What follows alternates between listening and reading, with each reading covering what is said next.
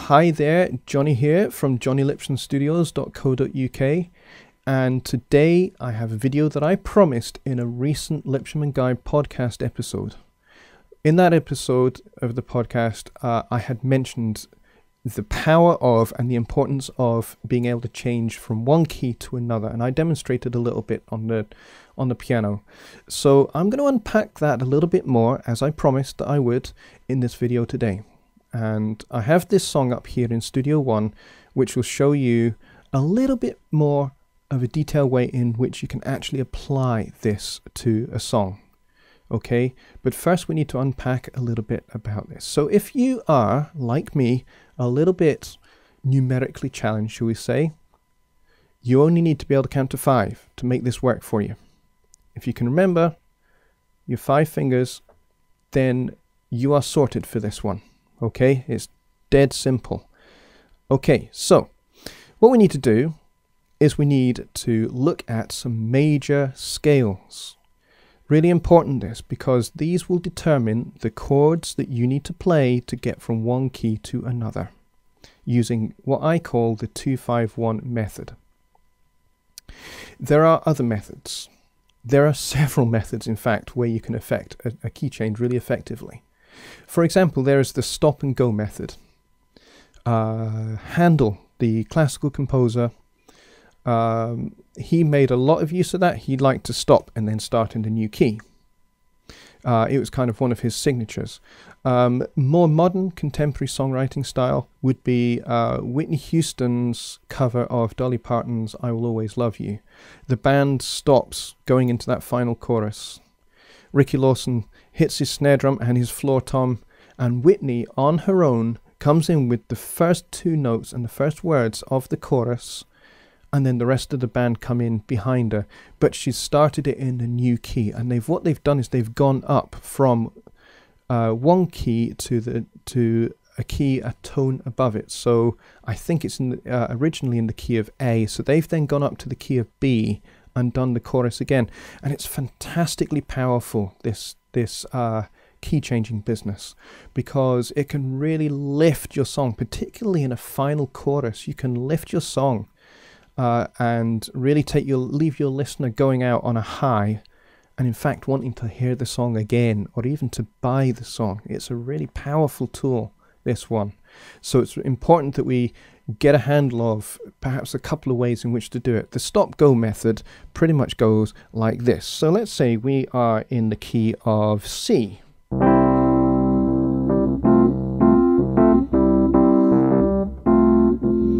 And the way this one works is you literally stop and then go into your new key. So I've just gone up to a D there, D major chord. And then I'm going to a G there, but keeping the kind of D thing happening there. And then I could just jump back down.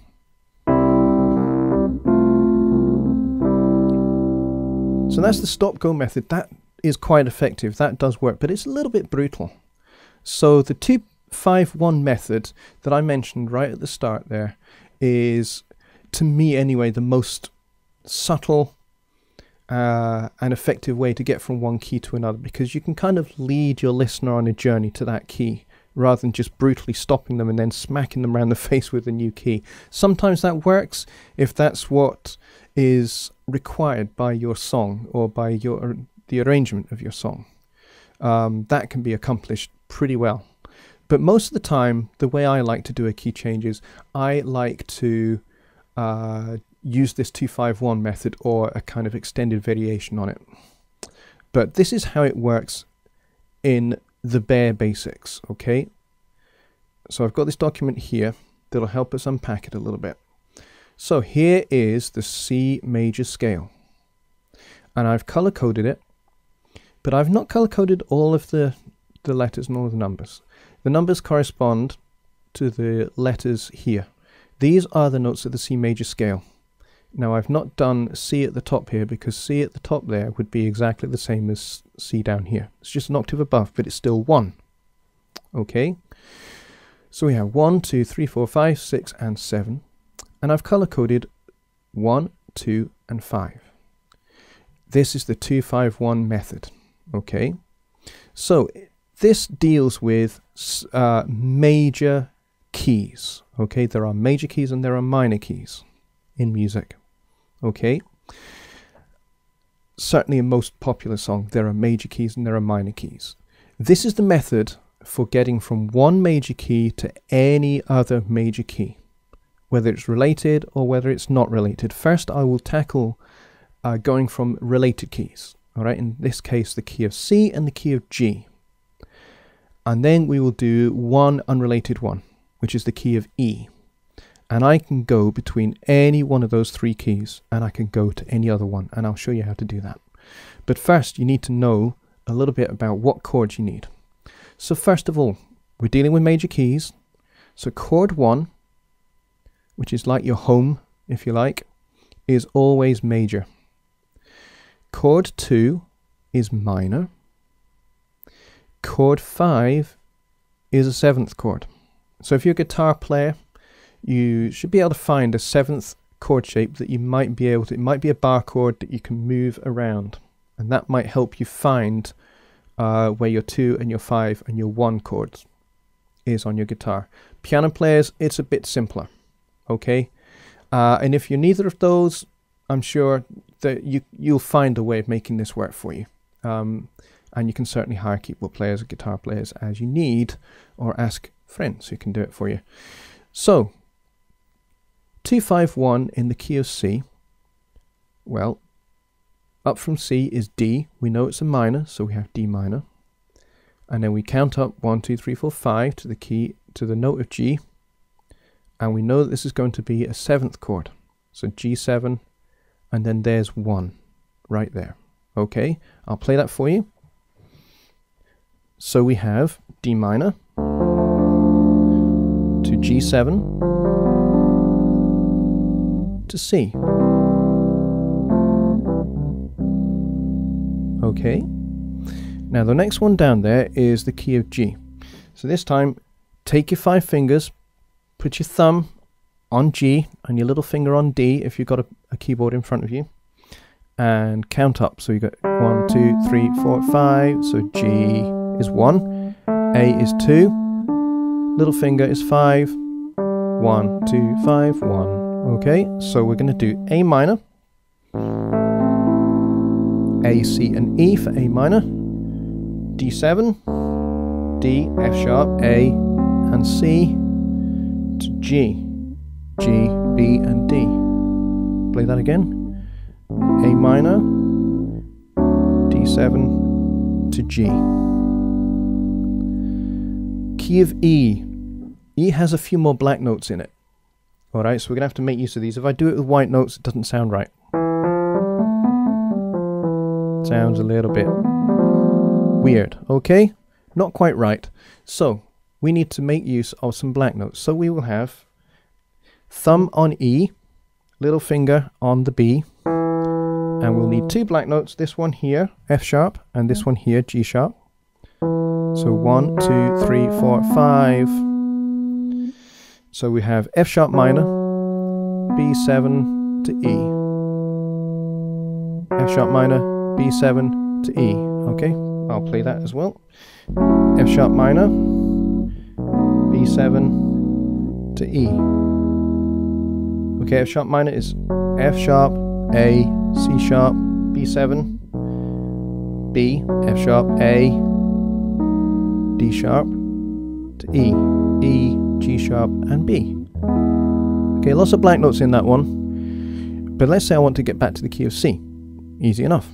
I do my 2-5-1 in C. D minor, 2, G7, 5, C.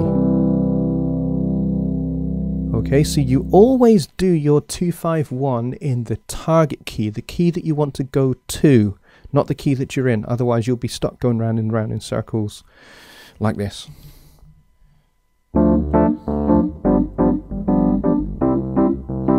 And you'll start to sound like elevator music. Which floor do I get out of?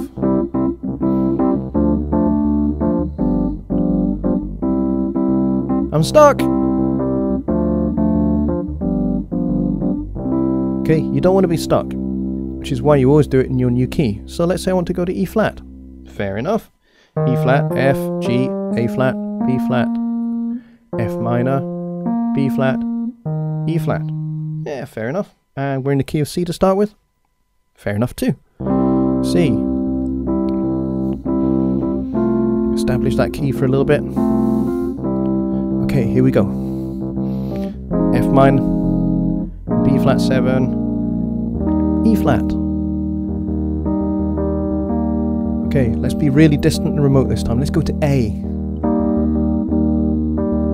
Okay, I need 251 in A, so I want a B, an E, and an A. B minor, B minor, E7, A.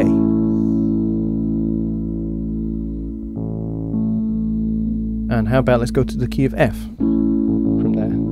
G minor, C, F. So by using this method, you can go from any major key to any other major key without any trouble. All you need to know is what your destination is and the minor and dominant seventh chord that are going to get you there and how to voice them. That's all you need to do. So if you know how to voice a major chord, a minor chord, and a seventh chord on your guitar, you should be able to go from any key to any other key without too much trouble. And the same would go if you're a keyboard player. The only trouble you might have is if you're a saxophone player, because you can only play one note at once. But that's okay. They have a bit of an easier life. Now, there are more complicated ways in which you can extend this 251 thing out a little bit. So you can substitute chords, you can replace chords with others, which is something I'm not really going to get into because that is actually really quite advanced stuff. But what I'm going to do now is I'm going to go back to my Studio One song that I have here, and I'm going to show you how I have done it in the context of this particular song. There's no vocal here yet, so you're not going to be distracted by that. And I can show you that I've not quite used 251, but I've used different chords that have the same effect as a 251. So in this case, I've gone from the key of C to the key of A minor. So I've gone from a major key to a minor key. That's a little bit more complicated, which I'll maybe deal with in another part to this video. Maybe I will do how you go from a minor key to another minor key, or a minor key to major keys.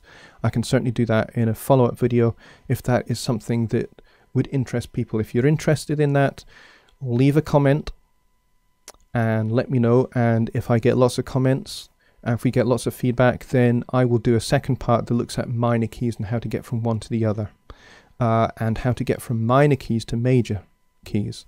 Because again, although it's a tiny little bit trickier and you're having to deal with slightly different chord types, the principle is exactly the same. Whether you're using stop and go method, or whether you're using 251 method, or any other extension of that method. So what I'm using in this particular song is an extension of 251. And I'll show you how that works. So have a listen to this. Okay, let me back it up just a little bit further. So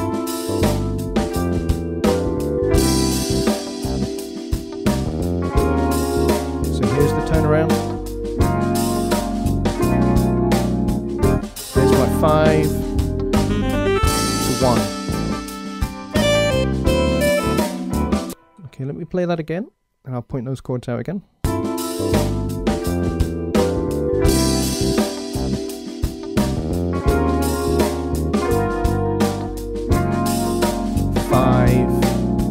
Here it is, there's a 5, 1.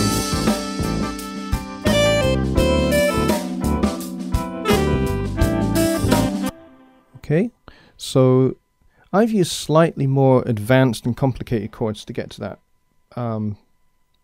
but they have exactly the same function, and they lead the listener quite naturally to the key of A minor.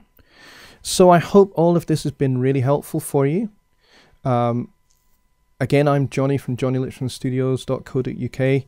Subscribe to my channel, like this video if it's helped you at all. Leave a comment if you've got any questions on anything that I've covered here. Put it in a comment. Also, go and check out the Lipsham and Gybe website. It's lipshamandgybe.com. That's where a lot of all of these songwriting tips and tricks and tools will appear. Jonny Gybe and I have put together this really cool website where we basically mine the internet for all of these great songwriting resources, and we put our decades of experience and knowledge together to give you guys lots of resources for developing your craft as a songwriter. So this video will appear on that website as well. It will be on my own website, jonnylipshamstudios.co.uk. It will be on my YouTube channel as well, and in the Facebook group for songwriters who use Studio One. So go and check that out. If that's something that you're really interested in and you're a Studio One user, then go ahead and make a request. Me and Jonny Gybe run that website, so one of us will pick you up and we will get you added to that group if that's something that you're up for. Okay, so in the meantime, I will see you on the next video. Thanks. Bye.